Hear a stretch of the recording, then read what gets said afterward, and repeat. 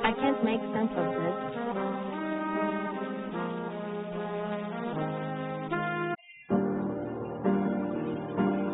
More than 330 people died at this place. Hundreds of kids were killed. Everyone had someone they knew. This just touched everyone. Everywhere. The world has never seen anything.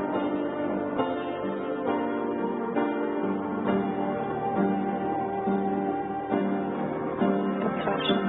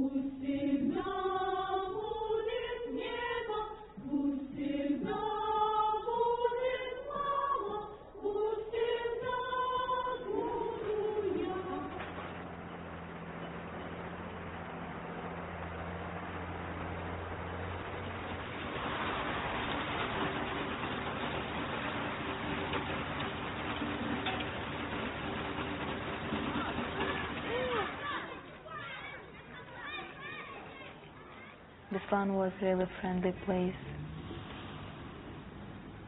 Our town was like really special from others. That isn't big, so everyone knows each other. And that's like really nice place to live in, because there are so many nationalities and religions, and we've all been so friendly to each other. That was really a happy place.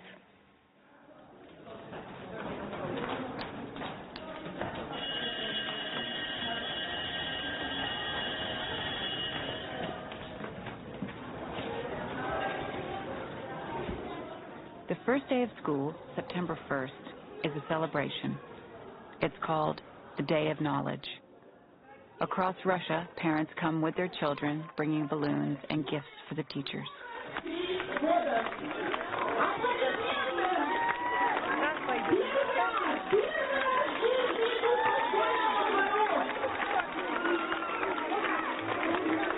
It's like a big deal in Russia, and everyone is just waiting for this moment, like when the school starts. That's also a big holiday for kids who go to school first time in their life. Daria Fedeyeva is a high school senior. She spent her junior year in Euless, Texas, just outside Dallas, as an exchange student. When she went to Texas, she left behind her 12-year-old sister, Alia. She was so energizing. She used to write poems, and she even made a little book, like she edited it herself, like she made drawings for her poems. On September 1st, 2004, a hot and sunny day, Daria helped Alia get ready for her first day of 6th grade. She was so excited to see her friends and to see her classmates. All summer we were just preparing for this day. Like, my mom was buying me clothes for Alia, like for that day, and she was getting her hair done. I was helping her with that. She was beautiful. I told her that I will see her after, and I remember her walking downstairs, and she went to school alone by herself. Alia was heading to BESLAN's school number 1. The school has been here for more than 100 years. Classes include the 1st through 11th grades, with nearly 900 students.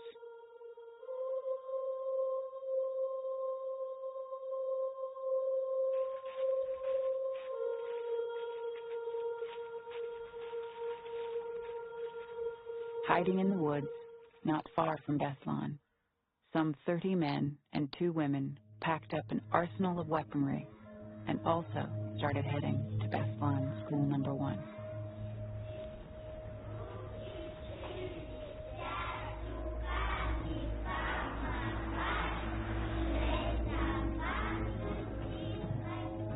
We prepared songs about childhood ending, and a new stage of life beginning.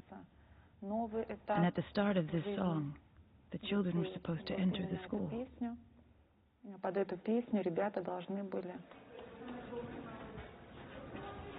Elena Kosimova is one of the school's most beloved teachers and the vice principal. She was in charge of the opening day ceremonies every year. Her own 9-year-old son, Timur, was beginning the 3rd grade.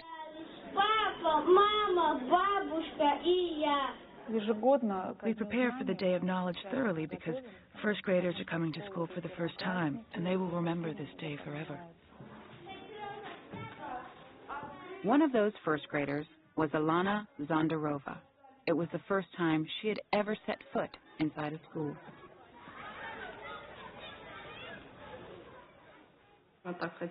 Alana really wanted to go to school. I wanted to hold her back till next year. She's too little, only 6 years old. But she said, no, I'm going. Alana's mother, Zelina, brought her 2-year-old son, Alan, along to celebrate his big sister's first day of school.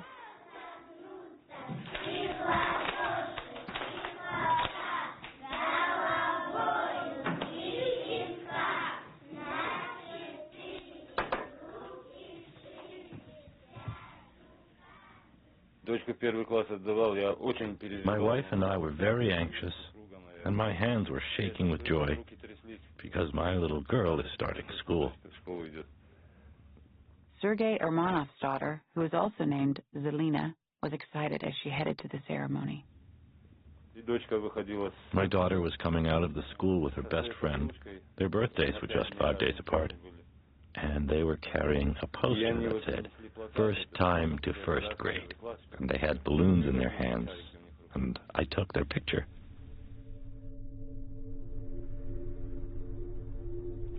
While children gathered with their parents, a large truck pulled up to this entrance of BESLAN School Number 1.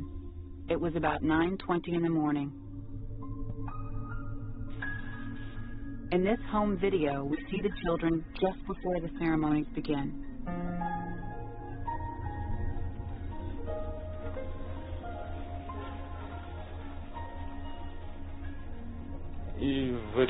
At that moment, I heard popping sounds from behind. Heavily armed men and women with guns, grenades, and bombs entered the school through this door, pushing parents, students, and teachers inside. A security guard and an off-duty policeman were killed immediately. Another group of terrorists ran into this courtyard, where hundreds of children and parents had gathered, and all hell broke loose.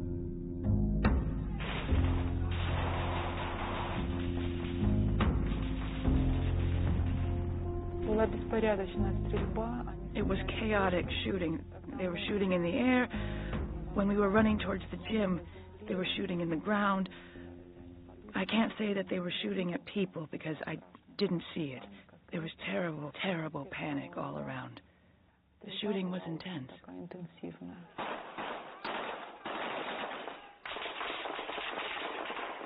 Zelina Zandarova was also herded into the gym with her 2 children. When it all started, Alana asked me, "Mom, is this how it usually is on September 1st? It was very scary. I remember with fear that after I saw the terrorists' faces, I thought, no one will leave here alive."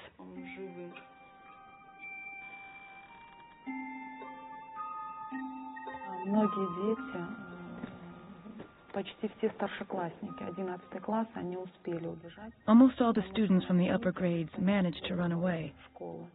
Ближе всего к выходу они. Because for the ceremony, they line up by the school gate. 11-классники практически все, за исключением некоторых более младшие ученики, которые... It was the younger students who couldn't get away.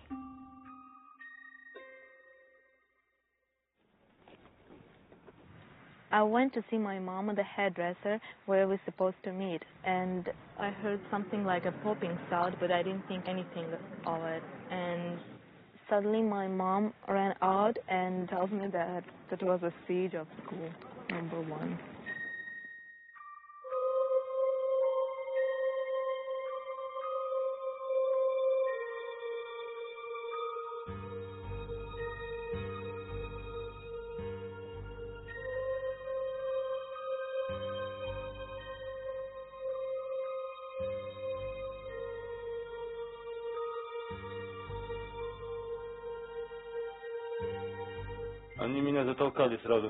They pushed me inside the school, and they started chasing the children towards the entrance.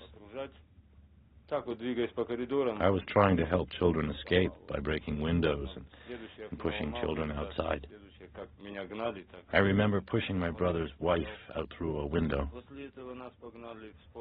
Then they forced us into the gym. My wife was with me, but we couldn't find our daughter.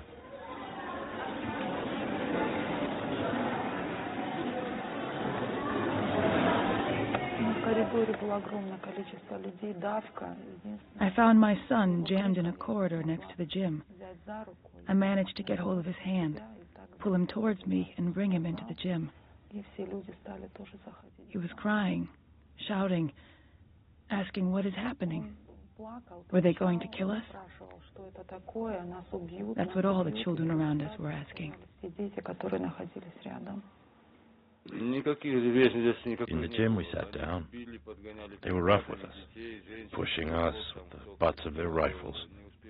They announced that we were all hostages. I saw about 16 people. including 2 women suicide bombers. These were the people that entered the gym and guarded us.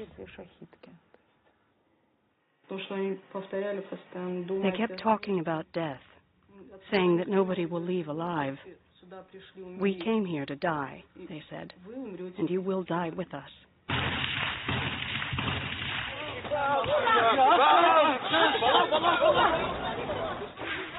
Word of the takeover quickly spread through BESLAN, a town of 34,000.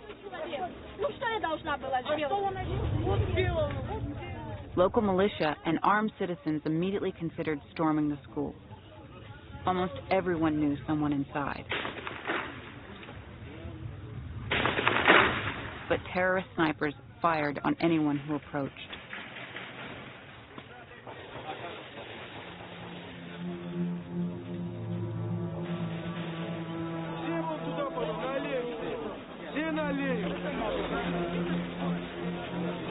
Daria Fageva ran towards the school with her mother.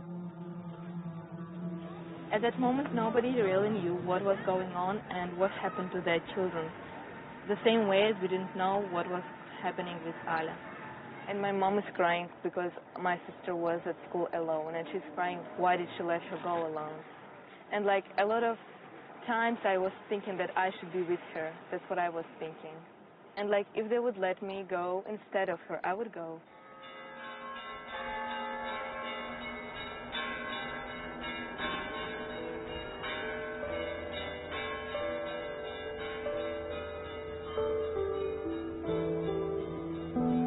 Word of the terrorist takeover also spread to Moscow, 1,000 miles away. My name is Dmitry Belyakov. I'm a freelance photojournalist. It was also a very important day for me. I've taken my own son into school, and at the moment when I was standing together with my wife in a schoolyard of my school in Moscow, I received a phone call.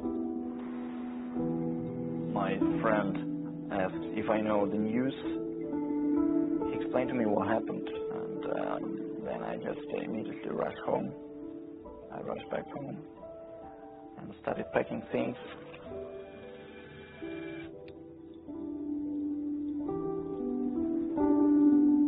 I get onto this airport. It was a plane full of journalists from all around the world. I think that no one can understand how is it possible to take children hostages.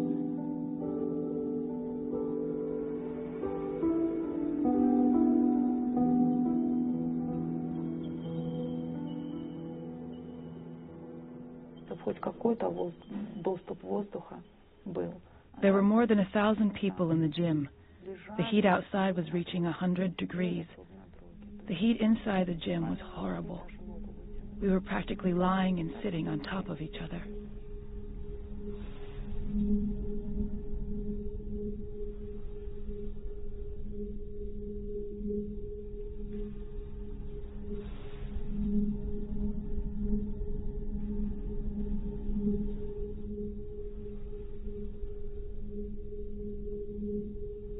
И сразу мне там крикнула одна женщина, говорит, вот ваша дочь. They took all of us men out of the gym, and as one man tried to reassure the crowd, they shot him in the back of the head. They took us into the hallway, putting one of us in front of every window. Then we were told to barricade the windows and the doors. They said if the barricades were broken, the men who built them would be shot. The terrorists waited until the job was done, then shot a number of those men. Next, they wired more than a dozen bombs in the gym, around and above the hostages. Sergei Ermanov, an electrical engineer, watched the process carefully.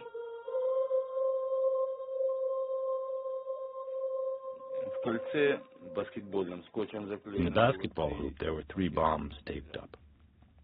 and one up on the backboard with wires leading to two more.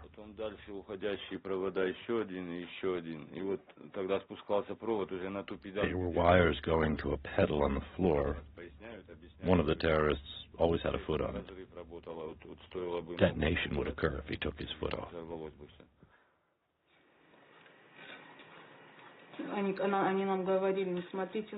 Alana asked me, what was hanging over there? Are those bombs? I said they were just cans, not bombs. She asked me, why do they say it's going to blow up if somebody touches the cans? I told her that they were just scaring us. They warned us to be careful with the wires. One bomb hung so low, we touched it every time we went to the bathroom.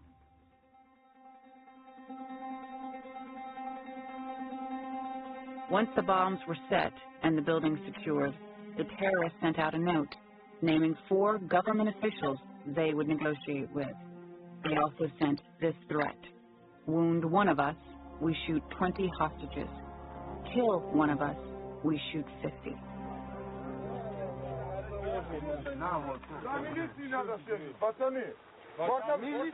There was a huge crowd of people standing across the street, and they all wanted just to go through and just whatever, didn't matter for them, like if they're gonna die or whatever, they just wanted to go into school and be with their kids. And we couldn't go any further because we were stopped by the army tank that was standing on this corner.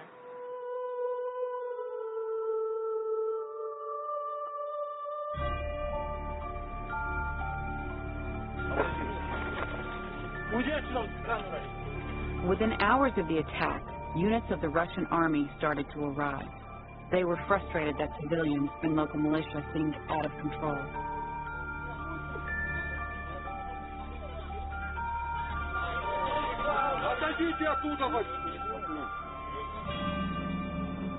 Parents, family members, and the entire town were desperate for news. We just had to wait, and we couldn't do anything else. And that was just killing us. Like, I thought it was like a nightmare. Information was scarce and at times stunningly inaccurate. И на этот час в этих списках 354 человека в режиме. Everyone in the crowd knew officials were lying. It seems the Russian government was trying to minimize the crisis. I was absolutely sure there was more than 1,000. Even counting relatives of people who've been waiting, that couldn't be possible, 354. In fact, there were nearly 1,200 hostages in the school. If there was doubt about the number of hostages, there was no doubt about the hostage takers. Everyone knew they were Chechens. They were telling us that they were fed up with the war in Chechnya. One of the terrorists said that a Russian plane flown from our airfield had killed his entire family. Now he wanted to kill and didn't care that it was women and children. Chechnya is a neighboring republic about the size of Connecticut that has been in a war for independence from Russia for years. The Russians have fought a bitter war, taking heavy casualties to maintain control over the mostly Muslim republic. Tens of thousands of Chechens, including thousands of children, have been killed.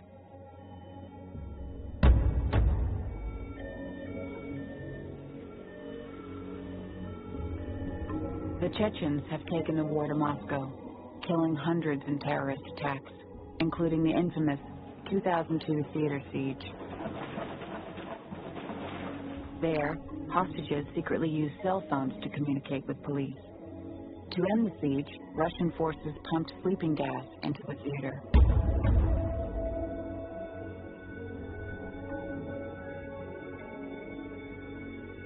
More than 30 terrorists died, but so did 130 hostages.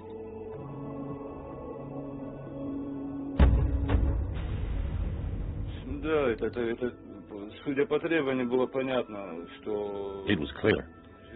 No one was going to walk out of the school alive. The BESLAN attackers had learned from the theater siege, breaking windows to ventilate the school and keeping tighter control of their hostages. When we were first ordered to hand over our cell phones, we didn't throw them all away. They knew not all the phones had been turned in and said, if we find a phone on anyone, we will shoot them and shoot 20 others too. And then more phones were surrendered.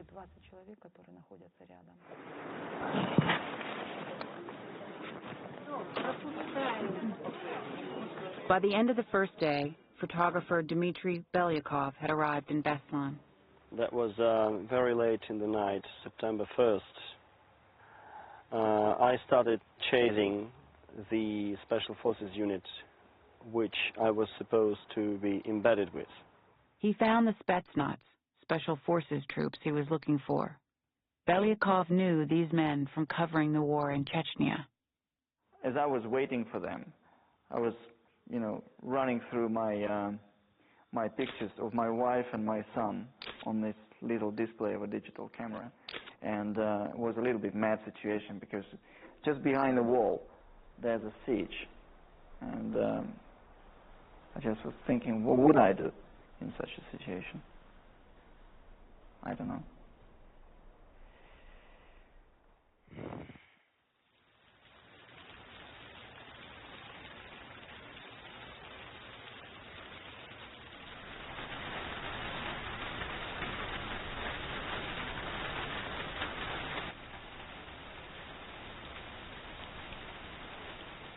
There was a storm, there was rain, and I don't think there was a gunfire. I don't remember any gunfire first night because of the rain that was so noisy. Maybe there was, you couldn't hear it though.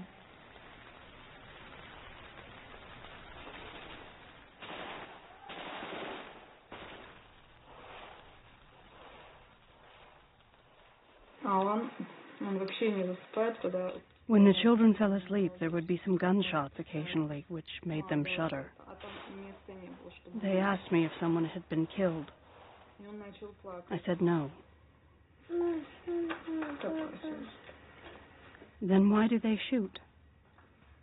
I said sleep, and don't be afraid.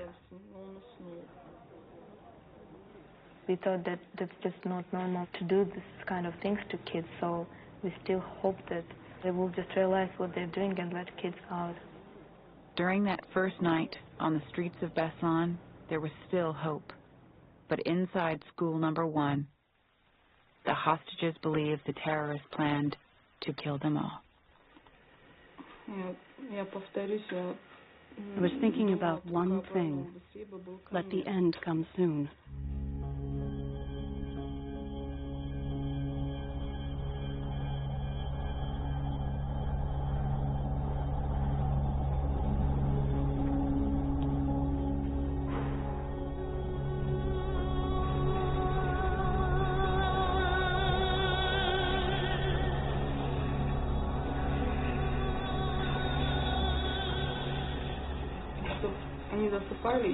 When my children fell asleep, I would think, let it happen to them before they wake.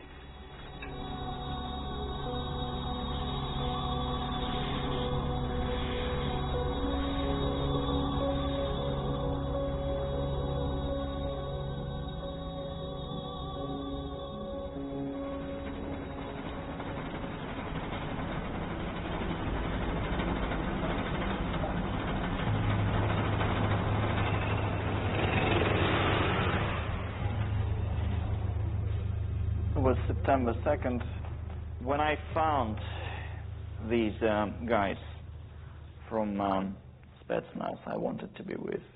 They have been located in Radio Technical College, which was on the opposite side from school, just across the railway. One is a captain, the other a sniper. 2 soldiers from Russia's Special Forces, Spetsnaz. Their identities must be kept hidden. The terrorists were shooting sporadically.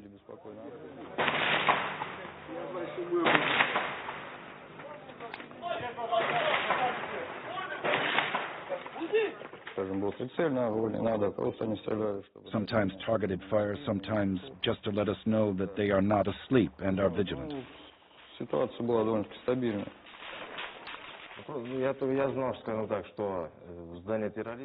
I knew there were at least 20 terrorists, snipers and some with machine guns, and that there were many, many hostages.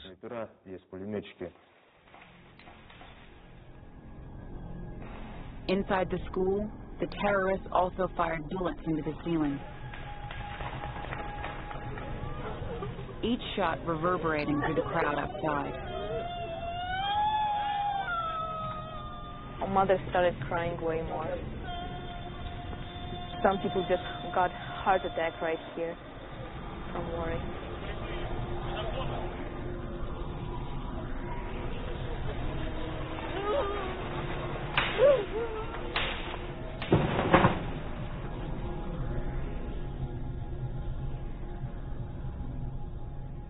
Lydia Sergeyeva was celebrating her 24th year as the school's principal. From the beginning, she tried to reason with the terrorists. They said, our demands have to be met, and then we'll leave and not kill anyone. I said, what are your demands? They said, they have to take the troops out of Chechnya.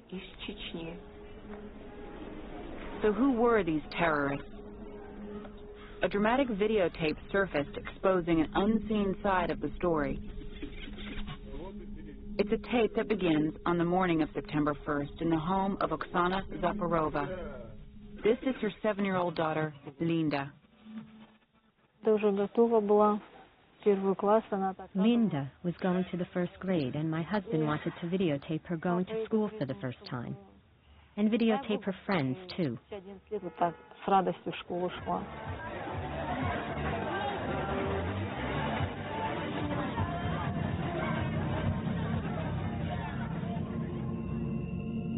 But when the terrorists took control of the school, they demanded hostages surrender not just cell phones, but also their cameras. They told us to throw away all the cell phones and cameras. My husband, Aslan, took the camera and threw it in the pile.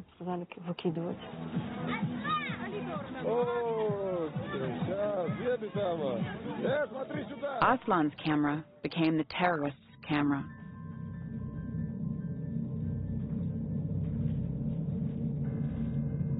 After the siege ended, the lost tape was discovered in the rubble, not by Russian investigators, but by local teenagers. What is revealed is a look inside the school through the terrorists' eyes. This is Ruslan Kuchbarov. Survivors say he was called the Colonel and seemed to be in charge.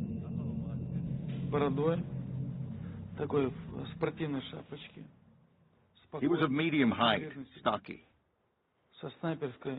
He had a sniper rifle of the Spetsnaz type. A calm, self-assured man. The man you see here is on his way to negotiate with the colonel. His name is Alshev, Ruslan Alshev, a former general and once president of the neighboring Russian Republic of Ingushetia. He traveled from Moscow to negotiate with the terrorists. I was met by 2 masked terrorists who took me inside the school.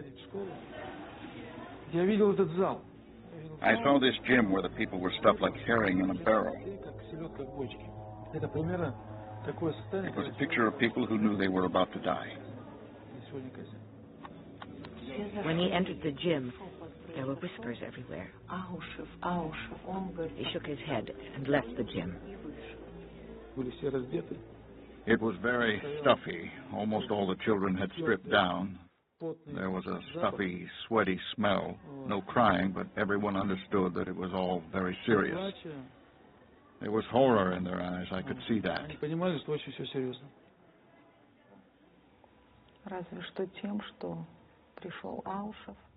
He came in, looked at us, he said, I got it, and then he walked out.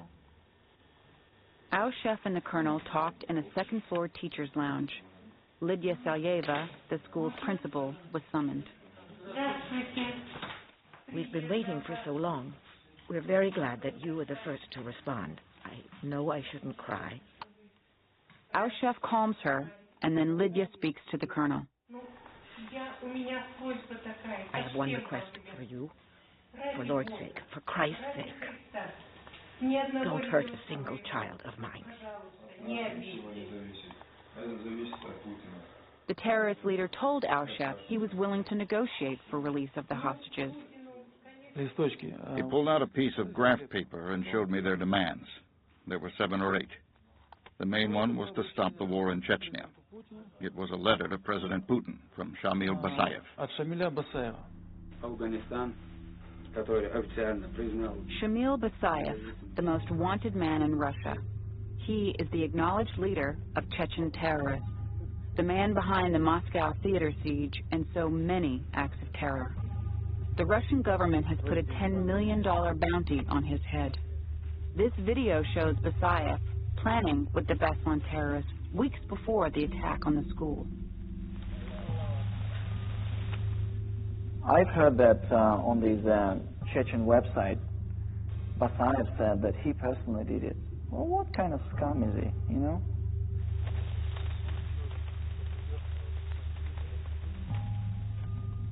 By attacking the school and holding hundreds of children hostage, Basayev hoped to shock the Kremlin into ending the war in Chechnya.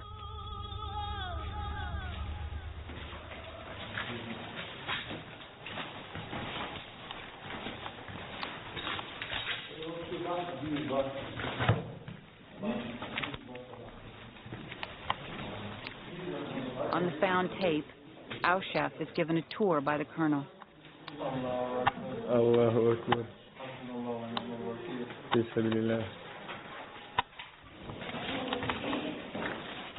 They showed me 21 dead bodies that were thrown out the second-floor window. These people were killed during the initial takeover of the school.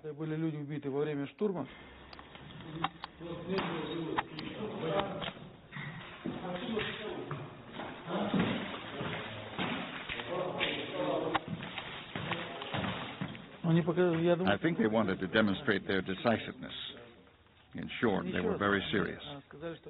They said, here are the demands, and I asked them, do you have any other requests? They said no. Here's this piece of paper. Go do it. When you do it, we'll release the hostages.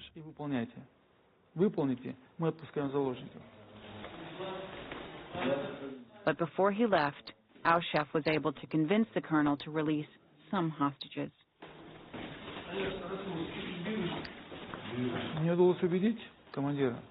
I said to the commander, I understand you have these demands, but it's not going to happen today or tomorrow.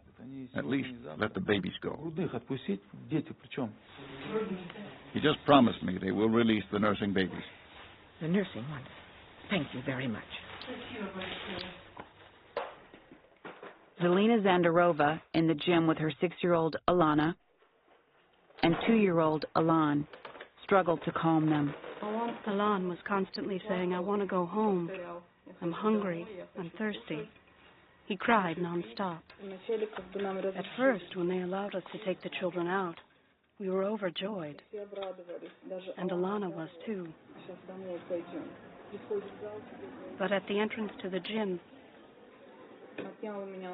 another terrorist took Alana away from me and told me to leave.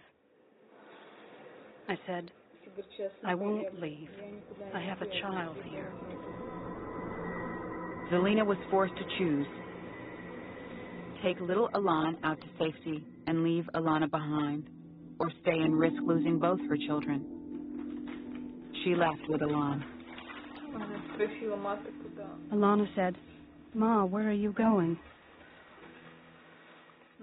When they grabbed her out of my arms, she got scared and cried.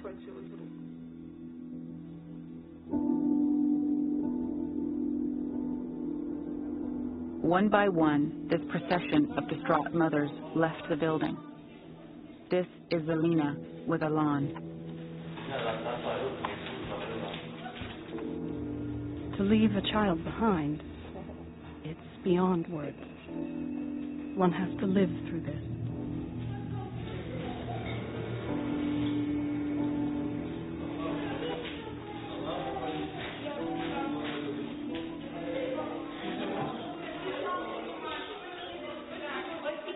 Most of these mothers were leaving an older child behind. One of those children can be heard down the hall. "I want to go with Mama," she cries out.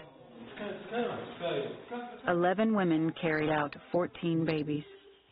At the last moment, a terrorist handed another baby to Al Chef. The boy's mother couldn't leave her older child behind.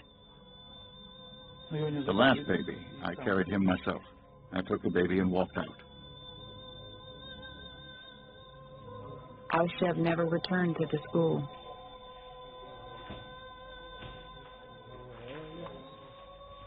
He was the only government official to meet face-to-face with the terrorists.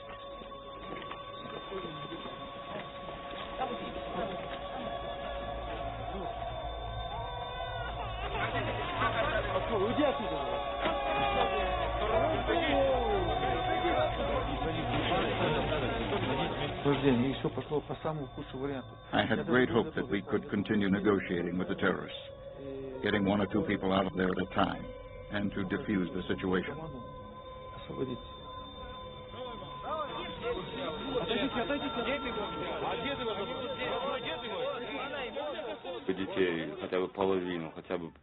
Everything changed after Al Chef left.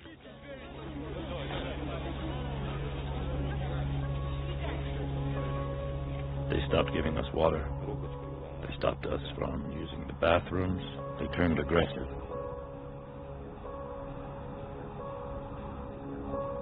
They may also have turned on each other. Among the hostage takers were at least 2 women. They were impossible not to recognize. They had long black coats on. Only their eyes were showing. They had suicide bomber belts and pistols. They are called the Black Widows, Shahidki, women who have lost family in the Chechen War. Witnesses have said the young women terrorists hadn't been told that the school was the target and were upset about taking children as hostages. They began arguing between themselves. We heard some shots. The timing is not exactly clear, but at some point during the siege, the bombs strapped to one or both of the women terrorists exploded. It's incredible, you know, she just blew up like a balloon full of blood. The explosion was to my left. It was a big explosion. After the dust settled, one of the terrorists came over to me and said, "Pick up the head." I then noticed right beside me was the head of one of the Shahidki. He told me to put it by her body. No one knows if the women committed suicide or were killed by other terrorists. After 2 days in the cramped and airless gym, desperation set in. The children ate the flowers that they had brought to school.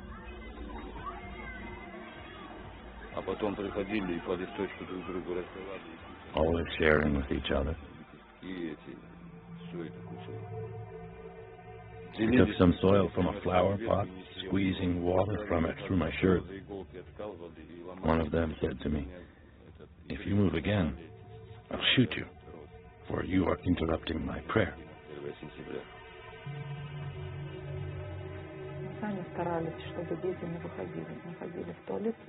When they quit letting us go to the bathroom, they threw some empty plastic bottles for the boys to pee in. And the girls went and spread out clothes. When the children and adults couldn't stand it any longer without water, some started drinking urine. I felt nauseous and was almost fainting. When I thought I was ready to drink it too, I told my son, "I could drink yours." He did not believe me. "Are you really going to drink it, Mom?" I said, "I will." I began drinking from a bottle he had used, covering my nose with my hand. He was looking at me and then said, "Mom, leave the last sip for me."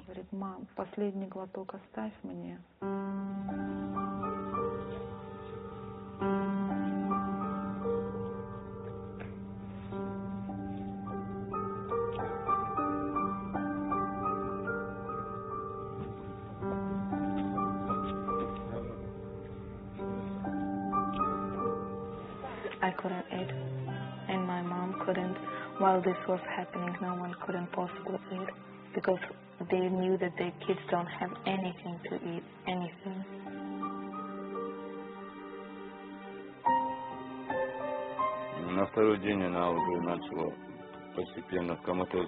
I was with my wife, my daughter, my sister, and my nieces. The youngest niece was diabetic. On the second day, she was close to a coma and couldn't talk. She died the second night.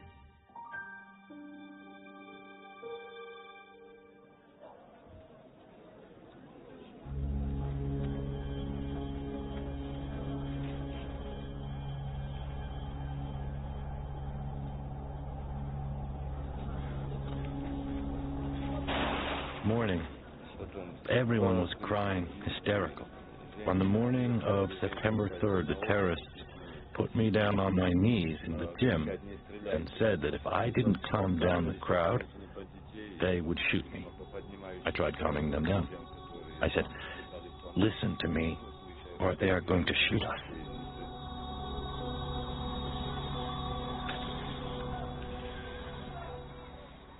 I remember morning of September 3rd.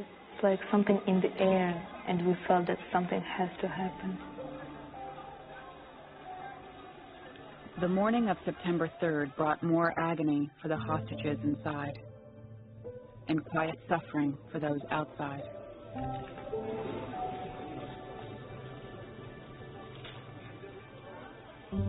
You couldn't do absolutely anything.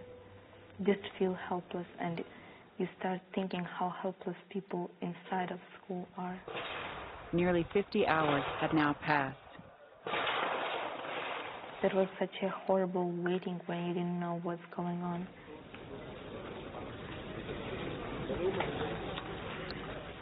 I was even thinking that if the children won't be freed, then mothers themselves will go to school no matter what happens to them.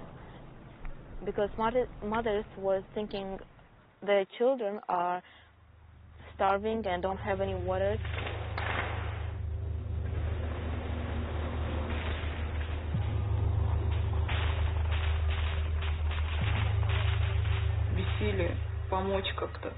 Expectation and helplessness are the worst.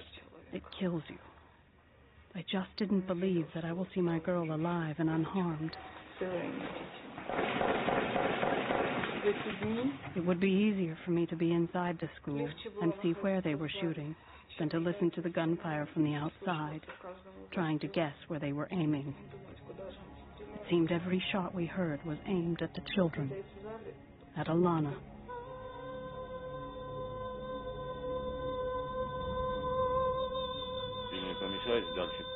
I wish they did shoot me. My little girl, Zelina, smart beyond her years. And I said to her, soon the soldiers will come, and it will be okay. My wife saw me about to pass out. My wife is from God. She is my other half. She took a book and fanned it over us. The Spetsnaz held their fire, getting ready for a possible assault on the school. We took our positions, got organized, established communications. Everyone felt a lot of responsibility. We were positioned 50 meters from the school. The whole left wing was our responsibility. We were constantly soothing the children. We will be freed soon. The cars are already waiting for us outside.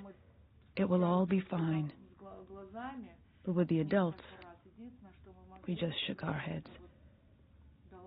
And on the last day, even we didn't have any hope left. Some of the children seemed lost and began to hallucinate. My boy Timur could not sit still anymore. He got up and said, "I'm going to go to Grandpa's and drink water." I got angry. "Are you serious? Sit still." I was just praying that my sister would be alive. Although the terrorists and the government talked by phone, the conversations led nowhere. Aushef knew the demand for Russia to pull troops out of Chechnya was impossible, but he thought the Russian government should agree to anything to free the hostages.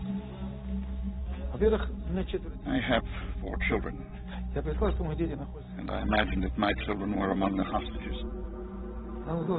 Everything should have been done to save these children.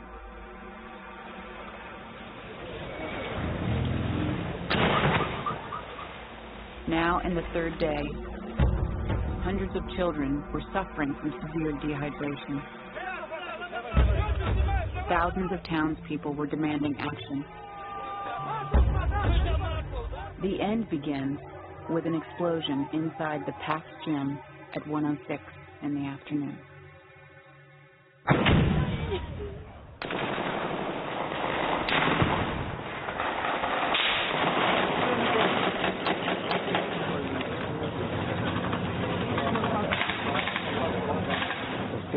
And the explosion came out of the blue. Unpredictably, it was very hard to describe. In the first minute, everyone was in shock. Within seconds, some hostages escaped. Then, shouts could be heard, shouts, wails, and groans.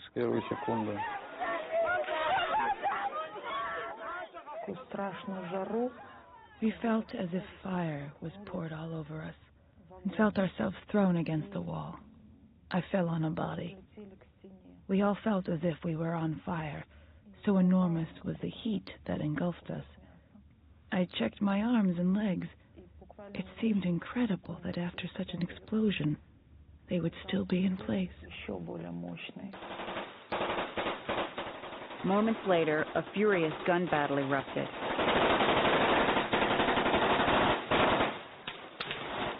From the balconies, BESLAN troops joined the fight. They just opened fire. They started firing at school.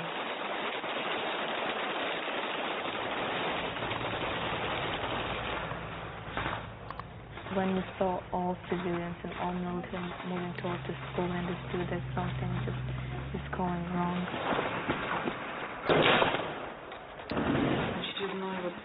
At first, I thought it was just another explosion. But when I heard the machine gun volleys, I figured something extraordinary was going on. I prayed to God for the children to stay alive, because only God could help them now.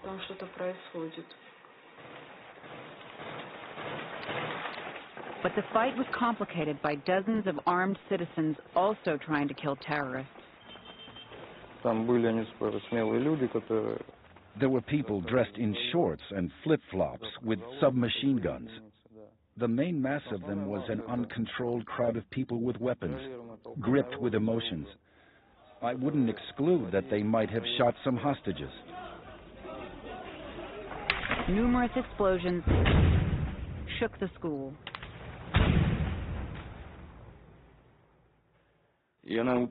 My daughter didn't have a scratch on her. She asked me if Mommy was dead. I laid my dead wife on her back. I saw 2 large dead women lying at an angle. And I tucked my daughter under them and lay on top of her, shielding her from subsequent explosions. Heavenly kingdom to these women. After the explosions, there was a pile of dead children's bodies, and then complete silence.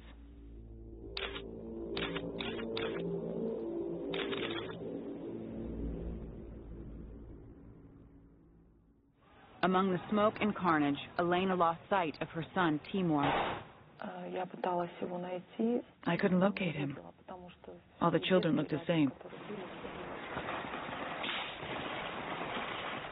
I got up, all covered in blood from my legs. My daughter was soaked in my blood. I lifted my daughter, stepped over her guts, legs, bodies. Then my daughter saw it all, and I covered her face with my jacket to prevent her from seeing more.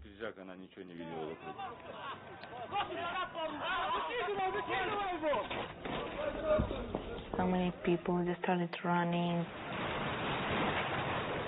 Mother started screaming, thinking that just all kids are dead.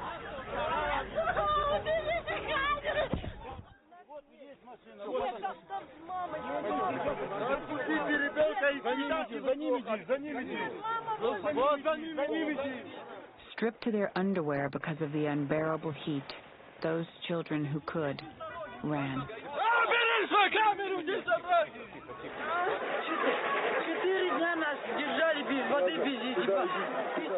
Там прям над головой 18 бомб были большие. И одна смертница сама себя взорвала, а другую нечаянно пихнули.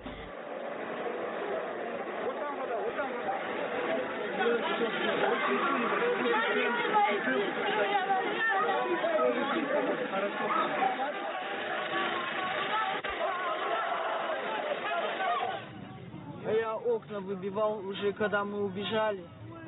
Люди не могли быть, и окна выбивали. Перепрыгивая через окно. After the second explosion, I saw a lot of children climbing over the windowsill. That gave me the idea to escape through the window.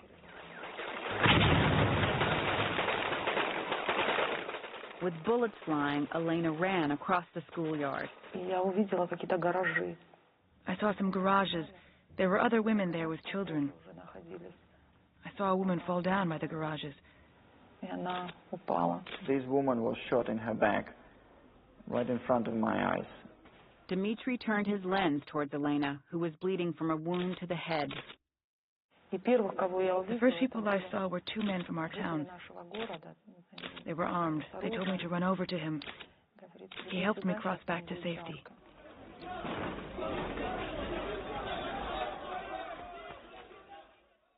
Still trapped inside, Sergei and his daughter were ordered to move to the cafeteria.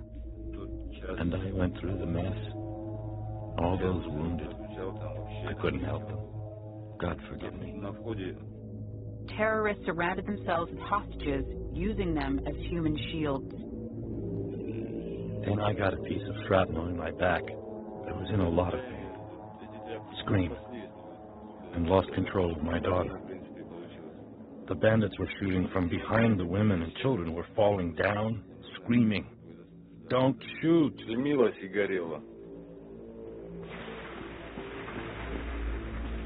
Spetsnaz troops started moving into the school. My job was to give them cover. The battle for BESLAN School Number 1 went on for hour after hour after hour.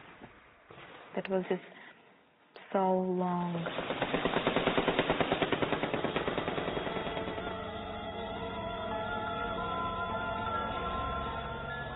I remember myself praying that moment.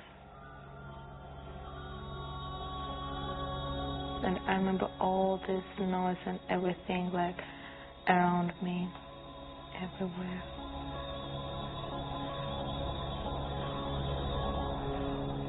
And that was just so scary. That seems like it's a war or something like that.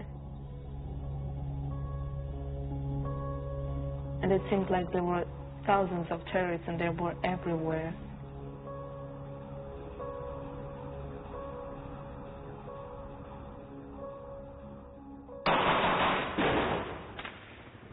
Amid the chaos, Dmitry shot this series of pictures. And you can see here, nobody is moving. Looks like everyone is dead. And there was a silhouette of a child. The young girl pulled herself up and climbed back into the gym. She should run away. She should just go. And instead, she crawled back. And then there was a third explosion, and then I just put my lens down because I couldn't continue taking pictures. I thought, well, this is too much. You know, look, this is too much. I was sure that this is it for her. I was sure that she has perished. In a few minutes, roof collapsed.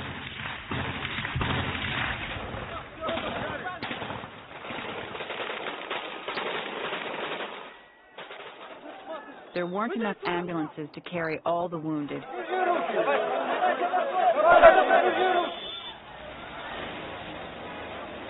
Children were rushed to hospitals by family car or in a loved one's arms.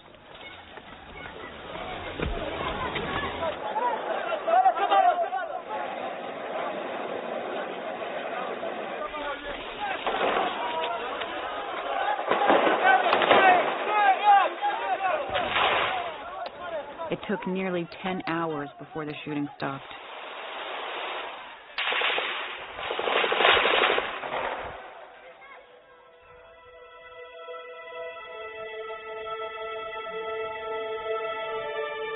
After the battle was over, there were still two bastards maneuvering here, and Spetsnaz decided not to waste their people, and they just called up for tanks, and from over there, the tank just took them out.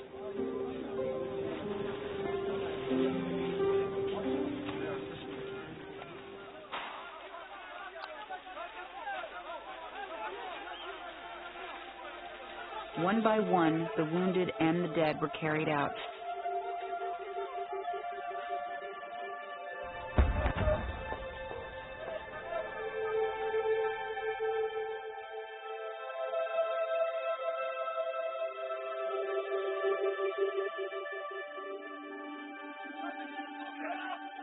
Eighteen Spetsnaz soldiers lost their lives in the fight.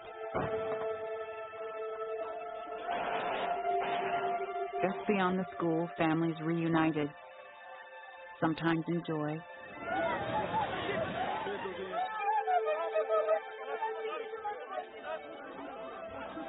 but too often in despair.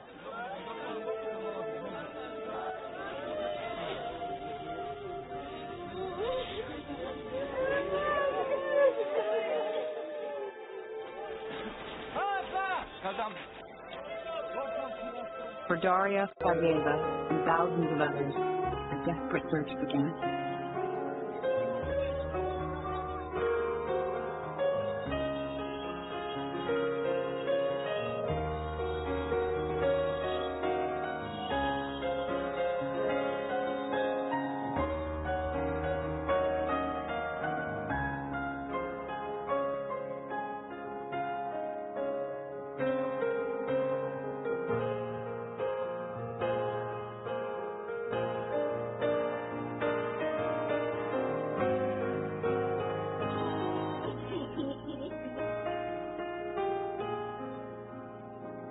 Room to room, corridor by corridor, floor by floor, from top to the bottom.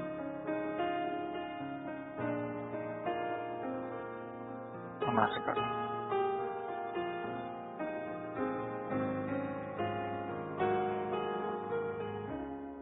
It was chaos, it was pain, it was despair. 100% total despair.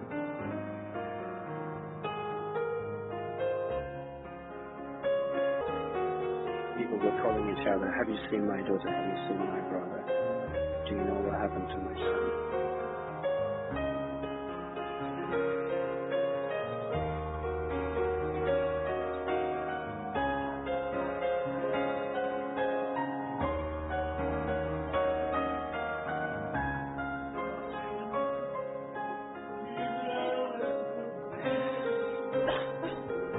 When the battle ended, the survivors and the dead scattered across BESLAN to hospitals in neighboring towns, and some even to Moscow for intensive medical care.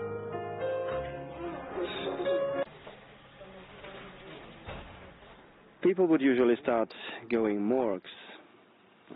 There was one or two morgues.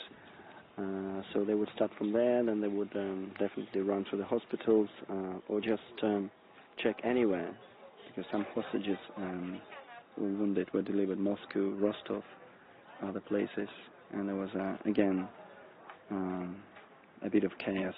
Not everyone knew which hospital to search.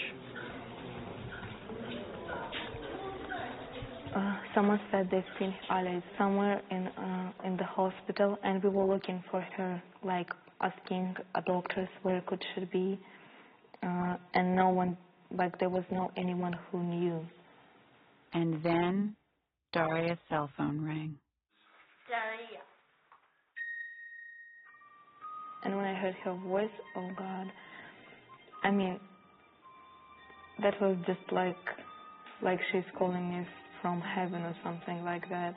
I don't know, I mean, I can't express the feelings you have at this moment. Alia had severe shrapnel wounds to her legs and back. She was evacuated to Moscow, where she has undergone 3 surgeries.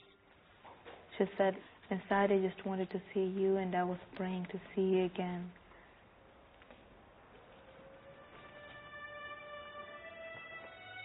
Zelina went to the central hospital looking for Alana, but couldn't find her.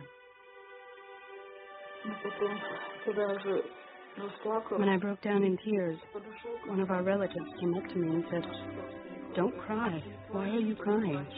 She's alive."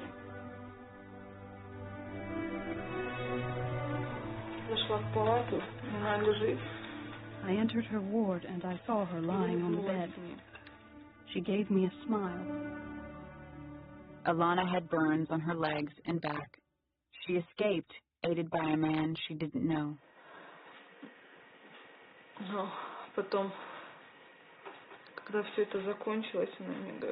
When it all ended, she said that a man, one of the terrorists, had saved her. He had told her to move because the fire was spreading.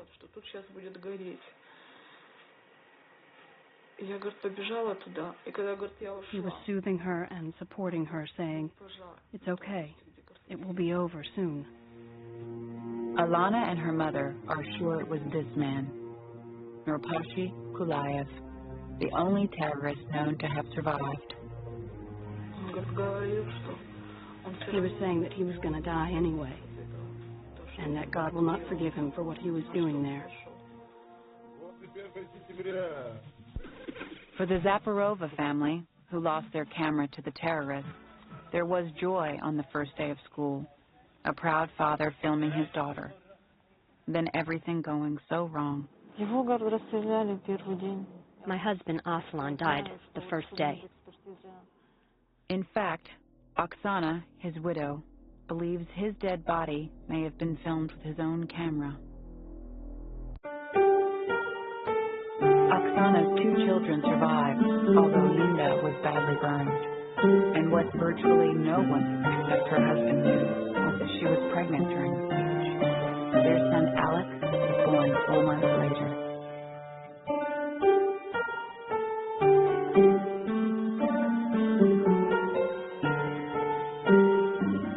Elena's son, Timur, seen here in Belyakov photos, managed to climb out the same shattered window as his mother. When my friend told us to run to the other side, I was scared.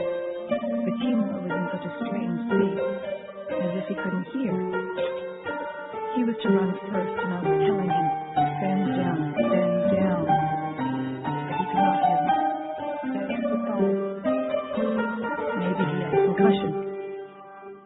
I grabbed him, trying to make him bend down and run over to the other side. Timur ran to safety, covered in blood from others in the school.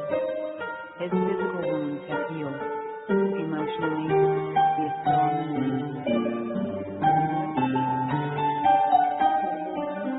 The boy has grown up, but life is also more difficult for him.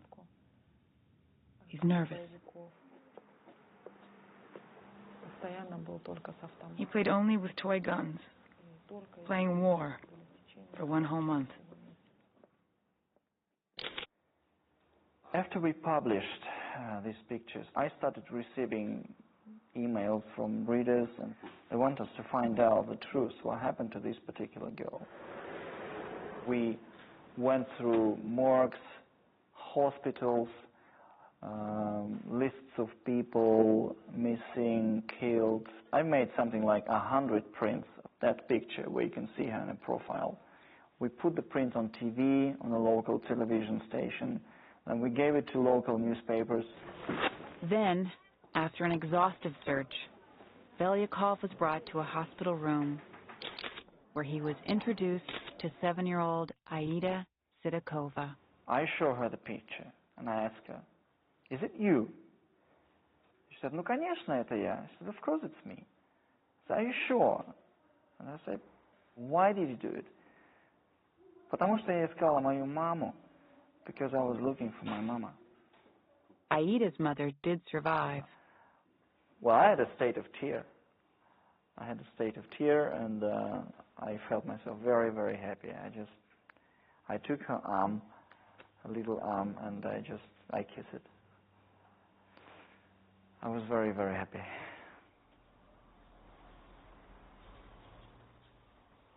At the end of the battle for school number 1, Sergei Urmanov was fighting for life, his own and his daughter's.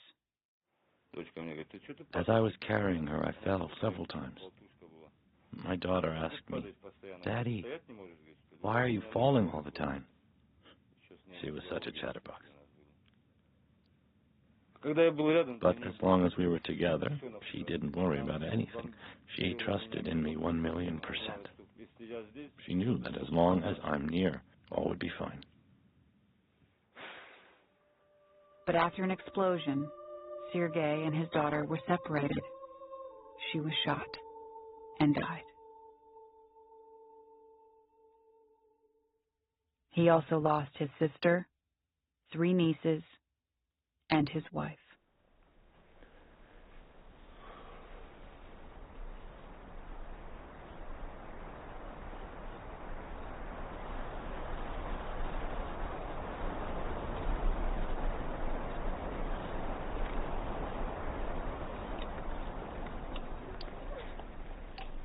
At the remains of the school, family members and townspeople memorialize the suffering by leaving bottles of water, hoping somehow to quench the victims' thirst.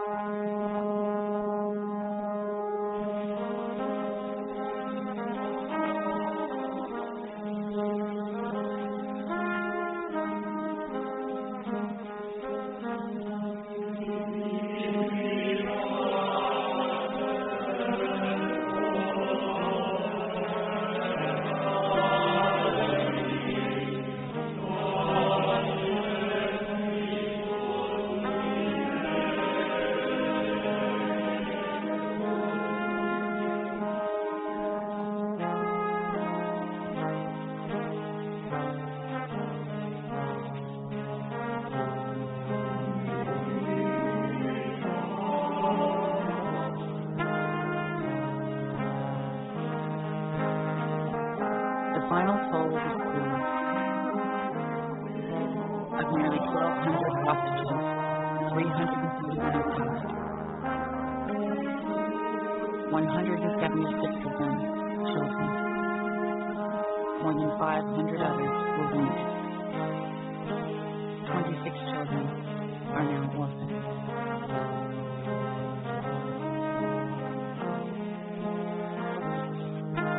The survivors will never forget nor forgive the terrorists.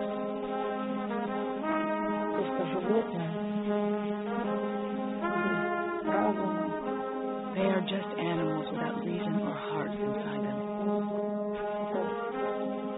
They are not human. Главный роль Беслана, что нужно решать проблему сейчас. Пока мы не решим эту основную проблему. The main lesson of BESLAN is that the problem of the Chechen Republic must be solved. Until we solve this problem, we have no guarantee that there will be no more terrorism. We need to solve this problem as soon as possible, and solve it politically, because this problem cannot be solved by force.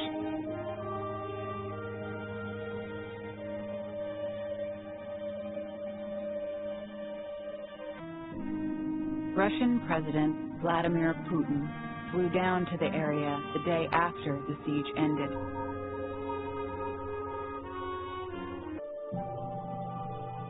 He visited a hospital, but not the school.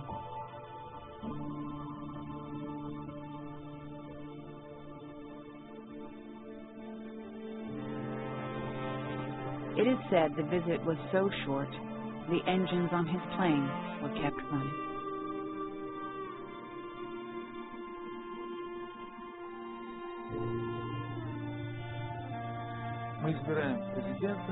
We elect the president, the deputies, the governors, all levels of power. We pay them to defend us. If people died, it means we have all failed.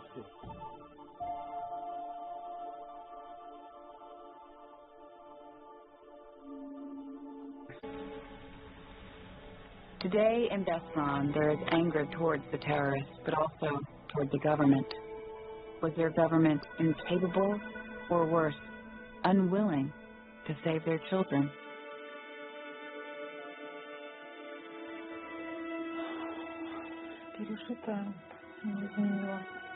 This experience has changed everything, especially for BESLAN. This town is now associated with horror, with death. And it's very hard to live after all this. And it's going to get harder.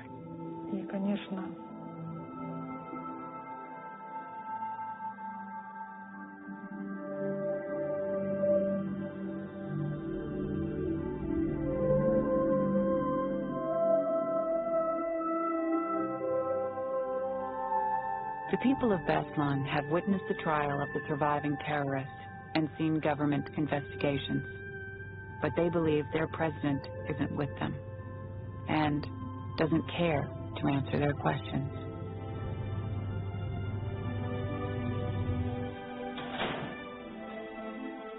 After being separated for months, Daria traveled to Moscow to see her little sister.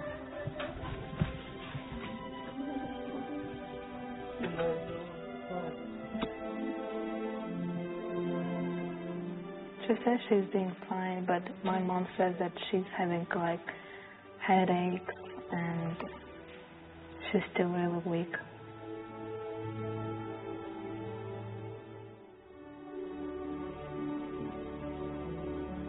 She grew up.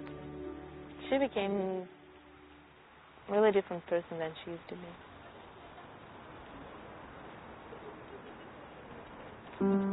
Alia rarely speaks about her friends.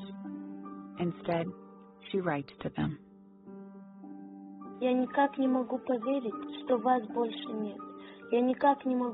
I can't believe you're not here anymore. I can't believe that the light of your life has faded. You were so precious to me, and now you are gone, and we can't bring you back.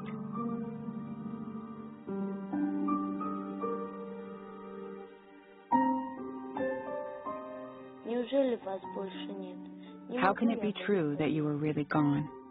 I can't believe it.